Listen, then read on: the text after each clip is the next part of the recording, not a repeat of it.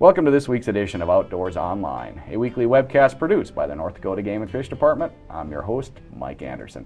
My guest this week is Chief Game Warden Bob Timian. Bob, we're going to talk about some of the enforcement issues during deer season. Deer season starts Friday, November 8th at noon Central Time. Your wardens are going to be busy. What kind of calls do they normally get at this time of year?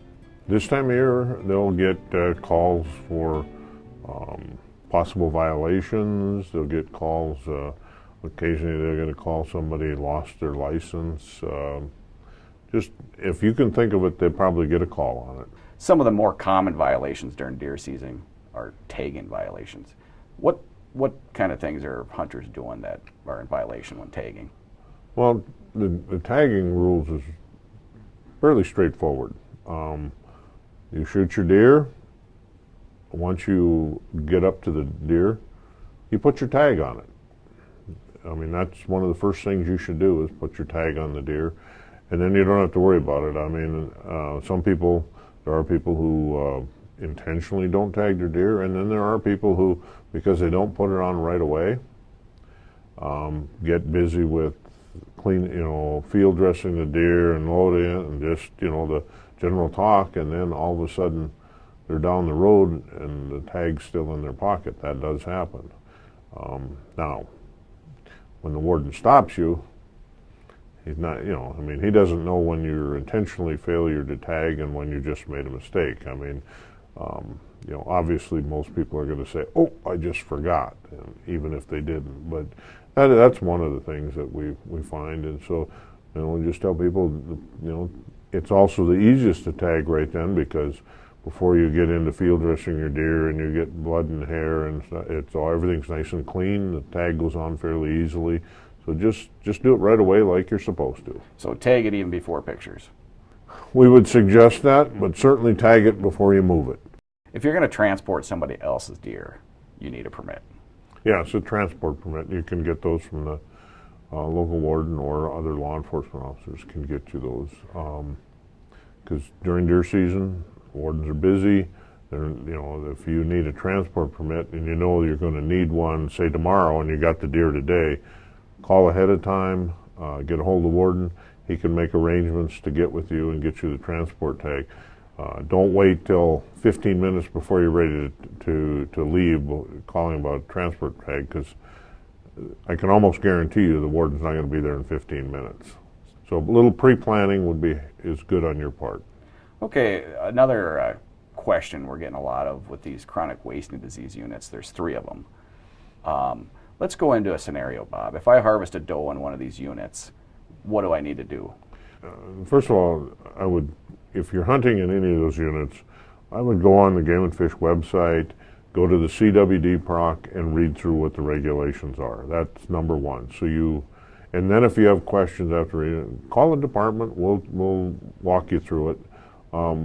In simplest forms is that in the CWD units, you cannot take the head or the spine out of the unit. So that has to stay. Now, depending on how you want to dress it, you want to quarter it out, you want to bone it out, the carcass tag still has to stay with the meat.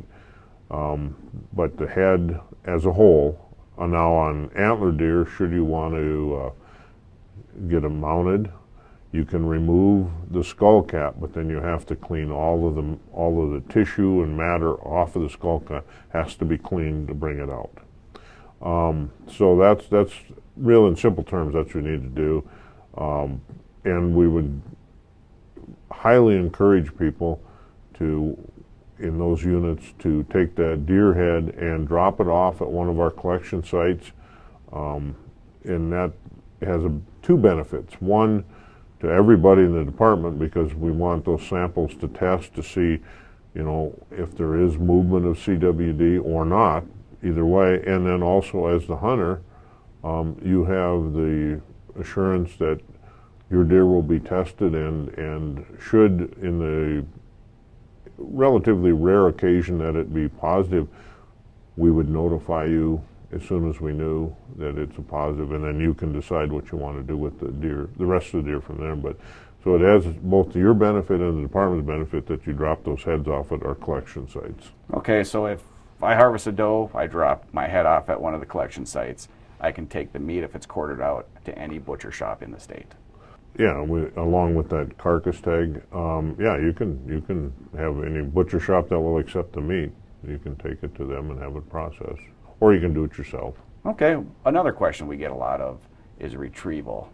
Explain that law. Under state law, which is, the state law, it's a real short law. It's only one sentence long, and essentially all it says is that a hunter that shoots or kills an animal, shoots an animal in an area where they legally have the right to hunt, like I'm hunting on my property or your property with your permission, and it crosses over into someone else's property, I have the right to go over there and retrieve it. Now the key here is it's a retrieval. You can't continue to hunt, so the guns can't go with you, because then by definition you're still hunting, and you actually only can retrieve the animal. That doesn't mean you can walk around all over the property, and it's simply that you have the right to go retrieve that animal. That's all it says. Also, but as part of that, to try to maintain hunter-landowner relationships and avoid conflicts over this, if we tell the hunter, especially if it's posted property, obviously, if it's posted property, that it would be a good idea to contact the landowner and let him know that, hey, this is who I am. I was hunting over here. I've got a deer that's down on your property. I'm going to go retrieve it. And as a courtesy, and if the landowner is adamant that you don't go in there, even though you have a legal right to do so, we suggest contacting the local warden. We don't want this situation to escalate into some kind of situation that would not be good for either party, so the warden can come there and hopefully facilitate the retrieval of the deer. Your wardens sometimes get calls on off-trail violations. What are off-trail violations, Bob? Well, during the big game season, you cannot drive off-trail to hunt deer. You have to maintain on trails. But, and Mike, you bring up a really good subject, especially this fall. Now, we're taping this a few weeks before deer season, and it probably won't show till deer season, but as of right now, I don't think there's anybody in the state that isn't aware that we are really wet. So all those, some good gravel roads are getting soft, trails are soft, fields are wet and very soft, so travel and access by vehicle right now is difficult, other than on very good roads. And so hunters need to be aware of that and avoid going down places where they're going to tear up roads or fields, because eventually they'll probably just get stuck.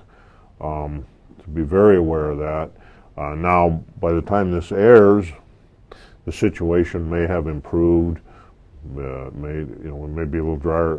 Certainly, potentially everything could be frozen, so the ground and the roads are now hard. And if that's the case, then access will be a little easier. But at the same time, we need to remember that there is an awful lot of standing crop out there this year for the same reasons. Landowners have been under a lot of stress. So if the conditions improve, that also potentially could mean that there'll be a lot of farmers moving harvesting equipment around trying to get those crops off finally. So you need to be aware of that. So even if conditions improve where the hunter has access, it also means that the farmer is going to have access to his field. So if you're out there in the country, be aware that there could be a lot of harvest equipment moving around trying to get that late harvest off and give them room. Be respectful. Yeah. Okay. What if you see a violation during deer hunting season? See a violation? Call somebody.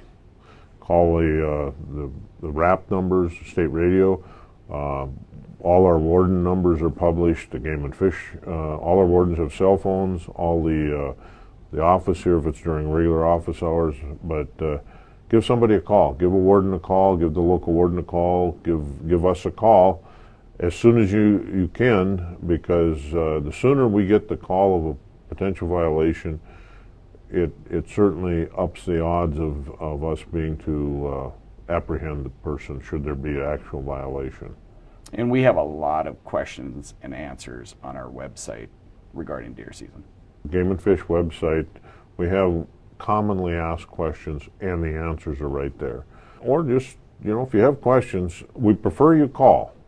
If you got a question, call. Call the office, call one of the wardens, if it's regarding licensing or regulations. Just give us a call.